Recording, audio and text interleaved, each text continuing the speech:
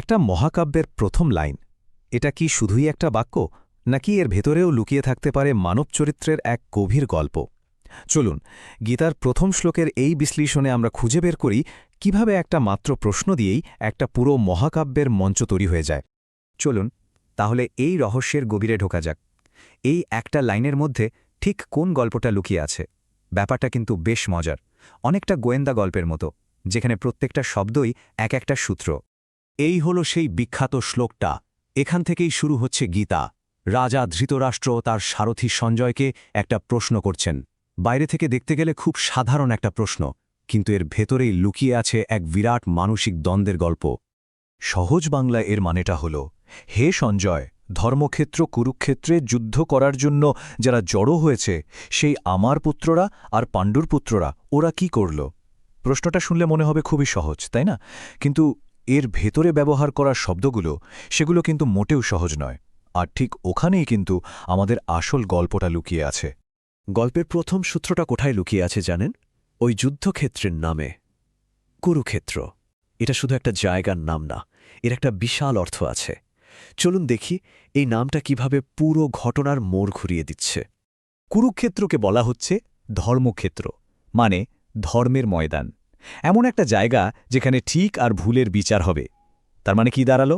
শুরুতেই কিন্তু একটা ইঙ্গিত দিয়ে দেওয়া হলো যে এটা শুধু দুটো পরিবারের লড়াই না, এটা ন্যায় আর অন্যায়ের লড়াই।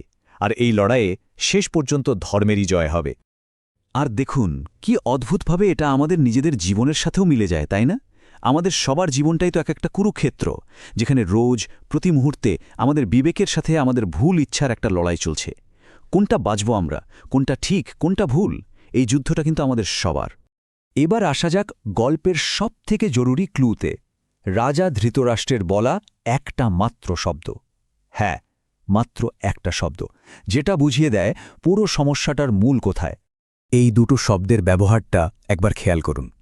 ধৃতরাষ্ট্র বলছেন মাম কাহা, মানে আমার লোকেরা, নিজের ছেলেদের কথা বলছেন। আর ঠিক তার পরেই বলছেন পাণ্ডবা, অর্থাৎ পাণ্ডুর ছেলেরা। একবারও কিন্তু তিনি বলেননি যে আমাদের ছেলেরা, বলেননি। এই যে আমার আর ওদের ভাগটা, এখান থেকেই তো অন্যায়ের জন্ম। কিন্তু কেন? ধৃতরাষ্ট্র কেন এই ভাগাভাগিটা করছেন? উত্তরটা লুকিয়ে আছে তার নিজের মধ্যেই। তিনি তো চোখে দেখতে পেতেন না, কিন্তু তার আর একটা বড় অন্ধত্ব ছিল। তিনি চোখে তো অন্ধ ছিলেনই, কিন্তু তার থেকেও বড় অন্ধত্ব ছিল তার মনের, মোহের অন্ধত্ব। নিজের ছেলেদের প্রতি অন্ধ ভালোবাসা আর ক্ষমতার লোভ তাকে এতটাই কাবু করে ফেলেছিল যে কোনটা ঠিক আর কোনটা ভুল সেই বিচার করার ক্ষমতাটাই তিনি হারিয়ে ফেলেছিলেন। তার ভেতরের ওই অন্ধত্বই তাকে দিয়ে আমার আর ওদের এই বিভেদটা তৈরি করাচ্ছে। এখান থেকে আমরা ধৃতরাষ্ট্রের মনের অবস্থাটা একেবারে পরিষ্কার বুঝতে পারি। তার প্রশ্নটা কিন্তু জানার আগ্রহ থেকে আসেনি, এসেছে শুদ্ধ ভয় আর দুশ্চিন্তা থেকে। তিনি মনে মনে জানতেন তার ছেলেরা অধর্মের পথে হাঁটছে, তাই তার ভয় ছিল যে ওই ধর্মক্ষেত্রে, ন্যায় বিচারের ময়দানে হয়তো তাদের হার নিশ্চিত। আর সঞ্জয়ের দিব্যদৃষ্টির ওপর তার এই ভরসা, এটা আসলে তার নিজের নৈতিক দৃষ্টির অভাবকেই চোখে আঙুল দিয়ে দেখিয়ে দেয়। কিন্তু এই হাজার হাজার বছর পুরনো একটা গল্প থেকে আজকের দিনে আমাদের কি শেখার আছে? ভাবলে অবাক হতে হয়। এই শ্লোকের প্রাসঙ্গিকতা আজও এক বিন্দুও কমেনি। দেখুন, গীতার গল্পটা শুরুই হচ্ছে একটা বিরাট সতর্ক বার্তা দিয়ে, আমরা বনাম ওরা। এই বিভেদের মানসিকতা যে কতটা সর্বনাশা হতে পারে সেটাই এখানে বলা হচ্ছে।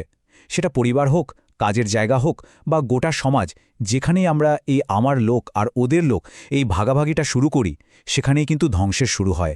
প্রথম শ্লোকটাই আমাদের বুঝিয়ে দিচ্ছে সব অন্যায়ের মূলে আছে এই পক্ষপাতিত্ব। এই পুরো আলোচনাটা আমাদের সবার জন্য একটা খুব জরুরি প্রশ্নের জন্ম দেয়। আমাদের নিজেদের মনের কুরুক্ষেত্রে রোজ কোন যুদ্ধটা চলে?